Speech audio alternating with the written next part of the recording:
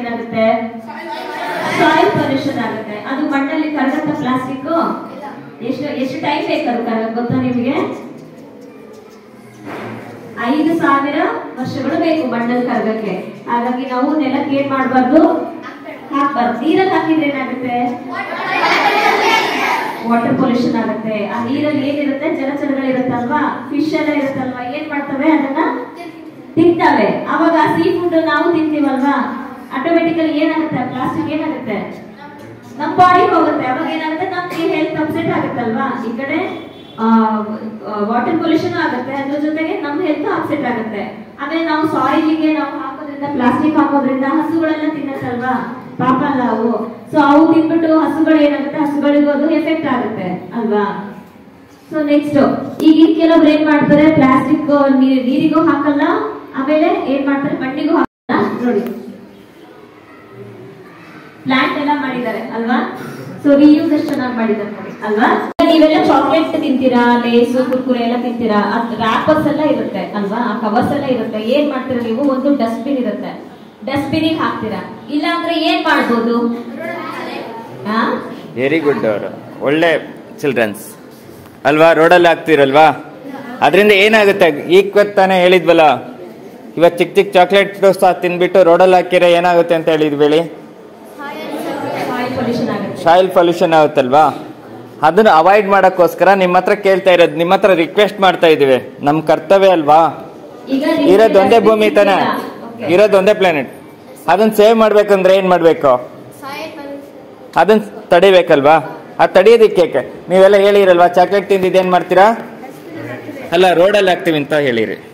ಅದು ಬೇಡ, ತಪ್ಪಿಸ್ಬೇಕು ಅಂತೇಳಿ ಅಲ್ವಾ. ಈ ತರ ಬಾಟಲ್ ಅಲ್ಲಿ ಇಲ್ಲಿ ನೋಡಿ, ಜೋಮಲ್ಲಿ ಇಟ್ಕೊಳ್ಳಿ. ಜೋಮಲ್ಲಿ ಇಟ್ಕೊಂಡಿದ್ದನ್ನೇನ್ ಮಾಡ್ಬೇಕು? ಆಶ್ರಮ ಕೊಡ್ತೀರಾ? ಓಕೆ. ಇಲ್ಲಿ ನೋಡಿ, ಈ ಚಿತ್ರದಲ್ಲಿ ಕಾಣ್ತಾ ಇದ್ಯಾ? ಇಲ್ಲಿ ನೋಡಿ, ಈ ಚಿತ್ರದಲ್ಲಿ ಕಾಣ್ತಾ ಇದ್ಯಾ? ಜೀನ್ಸ್ ಪ್ಯಾಂಟ್ ಅನ್ನ, ವೇಸ್ಟ್ ಜೀನ್ಸ್ ಪ್ಯಾಂಟ್ ಅನ್ನ ಕಟ್ ಮಾಡಿ ಯಾವ ರೀತಿ ಬ್ಯಾಗ್ ಮಾಡಿದ್ದಾರೆ, ಕಾಣಿಸ್ತಿದ್ಯಾ? ಸೊ ನೋಡಿ, ಬಟ್ಟೆ ಚೀಲ ಆಯ್ತಲ್ಲ, ಇದು ಪ್ಲಾಸ್ಟಿಕ್ ಯೂಸ್ ಮಾಡಿದಂಗ ಆಯ್ತಲ್ವಾ. ಎಷ್ಟು ಚೆನ್ನಾಗಿ ಕ್ಯಾರಿ ಮಾಡ್ಬೋದಲ್ವಾ, ಅಂಗಡಿಗೆಲ್ಲ ಹೋಗ್ಬಿಟ್ಟು ನಮ್ಗೆ ಏನ್ ಬೇಕೋ ತಗೋಬೋದಲ್ವಾ. ಸೊ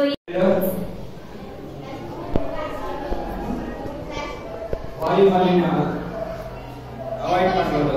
ಸುಡೋದು ತಪ್ಪುತ್ತೆ. 3ನೇದು ಪ್ಲಾಸ್ಟಿಕ್ ಅವಾಯ್ಡ್ ಮಾಡ್ತಿದ್ವಿ. 4ನೇದು ಭೂಮಿನ ಸಂರಕ್ಷಣೆ ಮಾಡ್ತಿದ್ವಿ. ಭೂಮಿ ಒಳಗೆ ಹೋಗ್ತಿರೋ ಪ್ಲಾಸ್ಟಿಕ್ ಅವರಿಂದ ಅಂತರ್ಜಲ ಎಲ್ಲ ಕುಸಿತಾ ಇದೆ. ಅದೆಲ್ಲ ಕಡಿಮೆ ಮಾಡೋಕ್ಕೋಸ್ಕರ ನಾವೇನ್ ಮಾಡ್ಬೇಕು? ಯಾವ ಥರ ಸೇವ್ ಮಾಡಬೇಕು ಅಂತ ಕಲ್ತ್ಕೊಂಡ್ವಿ.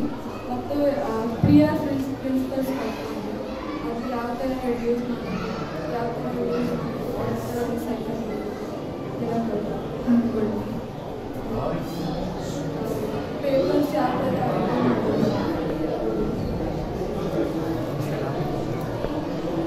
ಎಷ್ಟನೇ ಕ್ಲಾಸ್? 6th. ಸ್ಕೂಲ್ ಹೆಸರೇನು? Oxford English school.